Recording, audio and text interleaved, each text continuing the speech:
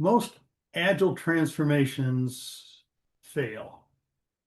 Sorry to bring you the bad news first. And it's completely predictable, though, because in most transformations, they're not changing the system, they're just renaming things, almost like shuffling the chairs on the deck of the Titanic and expecting different results, like not sinking the transformation.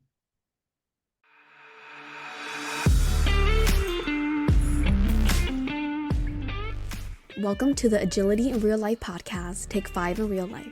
Now your hosts, Mike Studeman, Jeff Lee, and Pat Campbell.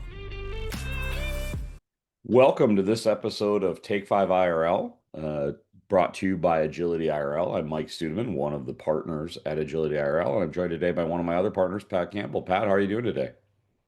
Good, Mike. Good morning to you, and good to be with you again.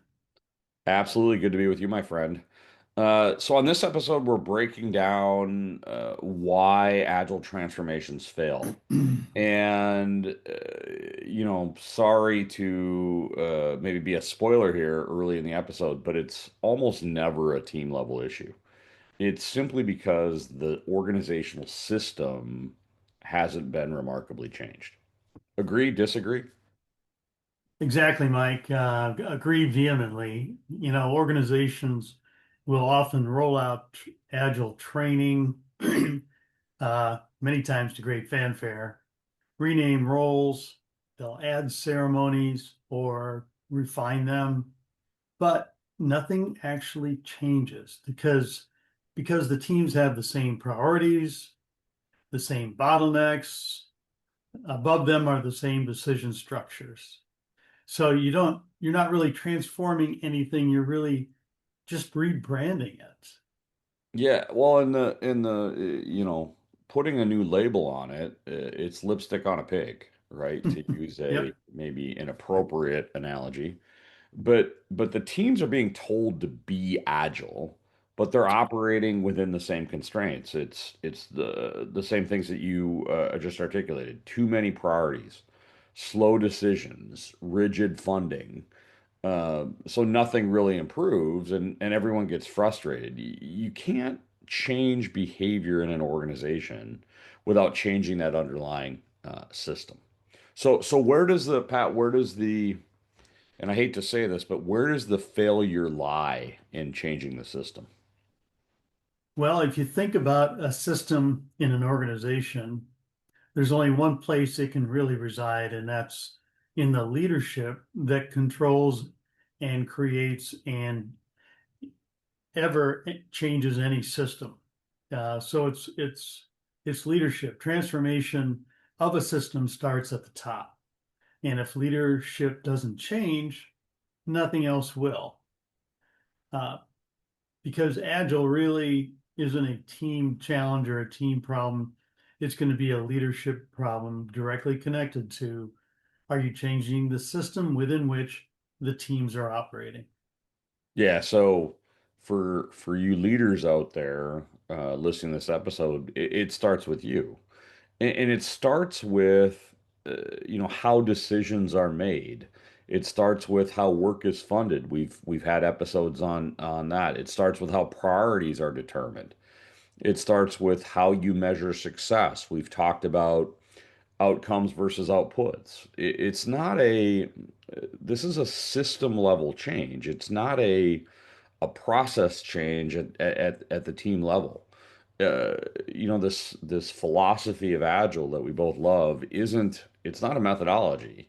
It's fundamentally about redesigning the system. So how do we do that, Pat? I mean, telling leaders to lead from the top is a little bit surface level. So let's give our listeners some practical advice here. Well, there's some concrete things that have to change if you're going to if you're going to engage leadership to change the system. You've got to reduce work in progress. A lot of times leaders are simply saying, let's do this, let's do that, without any thought to what is the true capacity of this system. You have to fix decision bottlenecks. Often leaders feel that they demonstrate leadership by making all the decisions. But are those decisions at the right level? Are they in strategy or tactical levels? And so you've got to fix those bottlenecks where you're enabling teams to make decision based on information that's where they are, not where the leaders are, and remove those bottlenecks.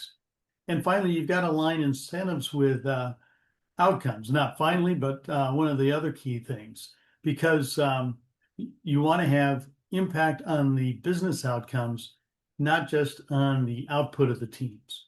And so you got to align the incentives where they belong with the business outcomes.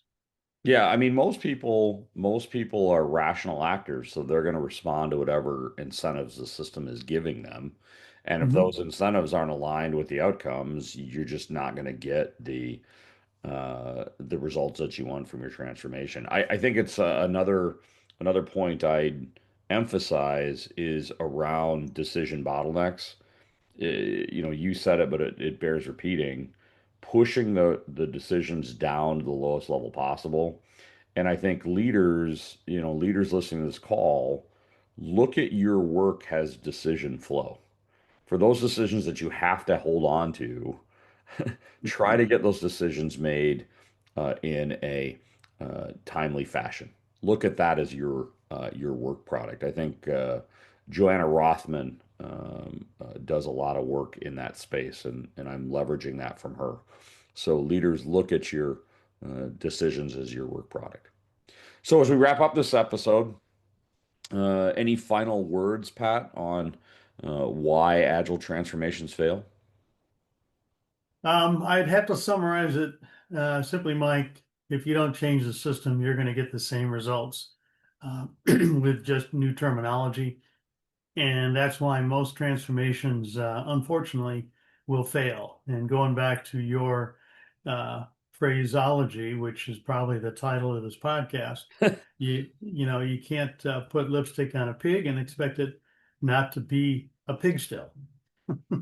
Yeah, and I want to be clear for all our listeners, no pigs were harmed in the production of this episode. Well, Pat, it's always great to talk with you. To our listeners, if you have questions about why your transformation is failing and how to get it back on track, be sure to reach out to us at Agility IRL. Thanks for listening, and we hope you join us on a future episode. Thanks, Mike. We'll see you again. Thanks, Pat. Have a great day, everyone. Thank you for joining us on this episode of the Take 5 IRL podcast. If you like it, please go ahead and share it with someone, as well as like and subscribe on your favorite podcast platform. We are available on Apple Podcasts, Spotify, and YouTube. Also, leave us a comment or a suggestion for a future episode. Again, thanks for listening, and we look forward to you joining us next time on the Take 5 IRL podcast.